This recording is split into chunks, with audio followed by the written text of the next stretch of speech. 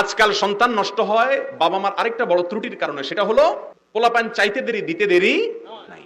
সবকিছু যে চাইলেই পাওয়া যায় না, এই শিক্ষা আজকাল একটা পরিবারেও দেওয়া হয় না, ইল্লা আমার রহিমা রব্বি, হাতে গোনা দুই একটা থাকতে পারে। সব বাপ মা সাধ্যে না থাকলে পারলে চুরি করে, পারলে নিজের জীবন শেষ করে ফেলে। আরে আমার ছেলে চাইলো দিতে পারলাম না, অস্থির হয়ে যায়। অথচ এই ছেলের জীবনে যত কিছু চাইবে বড় হওয়ার পরে সবকিছু পাবে? জীবনের সব চাওয়া পূরণ হয় মানুষের? তাহলে এই ছেলেকে তো ছোটবেলা থেকেই শিখাইতে হবে, বাবা যা চাইবা সবই পাইবা, এটা কোনোদিন সম্ভব নয়। কখনো কখনো না পাওয়ার কষ্টকেও হজম করা শিখতে হবে, এই প্রশিক্ষণ তো ছোটবেলা থেকে দিতে হবে বাচ্চাকে। কিন্তু আমরা দেই, কোন জিনিসের দিকে চায়া দেখছে বাচ্চা, পাগলের মতো সেটা দেওয়ার জন্য অস্থির হয়ে যায়। শুধু তাই নয়, ছোটবেলায় পোলাপানের হাতে মোবাইল তুলে দিচ্ছি, টাকা পয়সা দিয়ে দিচ্ছি।